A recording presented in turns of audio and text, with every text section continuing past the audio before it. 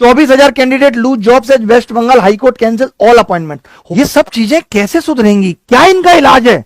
जब तक सरकार अगर मदद नहीं करेगी, सरकार की अगर जवाबदेही नहीं होगी, कमीशन की जवाबदेही नहीं होगी, मैं कोई देश का प्रधानमंत्री नहीं हूं कि इनको मैं गाइड करूं कि तुम ऐसा करो कि पेपर लीक नहीं होगा। होता क्या है इसमें, एक चीज और बता देता हूं आपको। अगर मान लेते हैं कि मुलायम सिंह की सरकार है और इतने लोगों की फर्जी भर्ती हो गई और तभी चुनाव हो गए, तो जो दूसरी सरकारें आती हैं वो इस चीज में बड़े आगे रहती हैं। वो कहती हैं इनको हटाओ, हम अपने बंदे लाएंगे। तो लोगों की अपॉइंटमेंट तक कैंसिल हो जाती हैं जब ये लोग चाहते हैं तब। एसएससी परीक्षा में पास कराने के लिए 10-10 लाख में डील। एक डील हो तो ठीक है, एक दिक्कत हो तो ठीक है। सर्टिफिकेट बनवाना इतना कॉमन हो गया है आजकल, मैं आपको बताता हूं। पहले आप वीएच का सर्टिफिकेट बनवा लो, विजुअली हैंडीकैप्ड का, उसके साथ अपना एक बंदा पकड़ के ले जाओ जिसको एसएससी निकालना आता है। वहां पे आप इतना अच्छा पेपर करके आओ कि आप जनरल की कट ऑफ क्लियर कर दो, क्योंकि डॉक्यूमेंट वेरिफिकेशन के टाइम पे आप कह दोगे कि मेरा बीएच का सर्टिफिकेट मिल ही नहीं रहा, आप मुझे जनरल के आधार पे भर्ती कर दो। बहुत बढ़िया स्कैम चल रहा है, बहुत बढ़िया घोटाला चल रहा है। बोलो भाई, गलत कह रहे हैं तो बताओ आप। ये तो तुम्हें देखना है।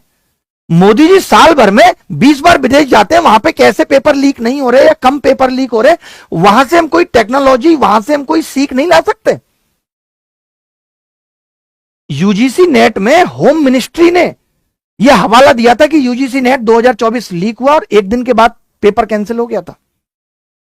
अब एग्जाम का फेयर करना बहुत बड़ा चैलेंज हो गया है, बट सरकार इस पे कोई बात ही नहीं करती कि कोई ऐसा कड़ा समाधान निकाले। राजस्थान, उत्तर प्रदेश, एमपी, तेलंगाना, गुजरात जैसे बड़े राज्य पेपर लीक से ग्रस्त हैं।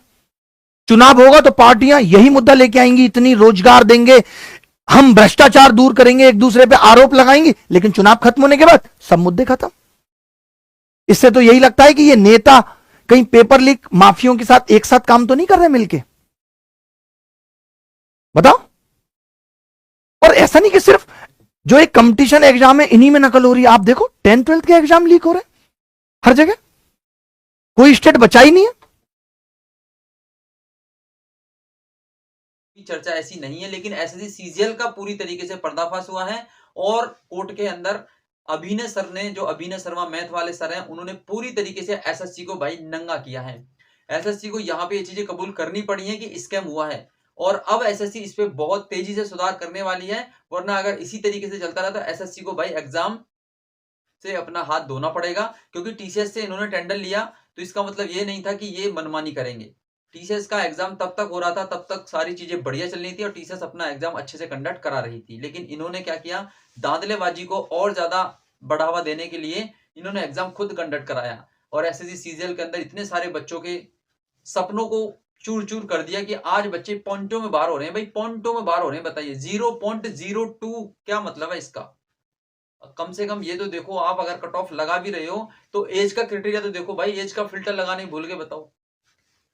जिस एज के लिए एलिजिबल ही नहीं है कैंडिडेट, उस एज के लिए आपको इतना तो देखना चाहिए कि जिस पोस्ट के लिए एलिजिबल नहीं है आप फिर भी उसमें क्वालिफाई कर रहे हो। तो बच्चा यहाँ पे खुद दावा ठोक रहा है, जो पलाश नाम से कैंडिडेट है उसने खुद दावा ठोका है कि मेरा जब उसमें एलिजिबल नहीं है तो भाई ऐसे कैसे मेरा इसमें सिलेक्शन हो सकता है। तो भाई धांधलीबाजी का पर्दाफाश बहुत तेजी से हो रहा है, आप बिल्कुल चिंता ना करो। कोर्ट केस तक बातें चल रही हैं, कोर्ट के अंदर भी पूरी तरीके से एसएससी को घसीटा जा रहा है। आपको चिंता करने की जरूरत नहीं है, बहुत जल्द आपके साथ न्याय होगा। अन्याय के खिलाफ सारी चीजें खड़ी हुई हैं, बिल्कुल अन्याय आपके साथ नहीं होगा। सारे टीचर्स एकजुट हो रहे हैं, बिल्कुल परेशान नहीं होना है, ठीक है। चलिए मिलते हैं नेक्स्ट सेशन में। Thank you, all the best.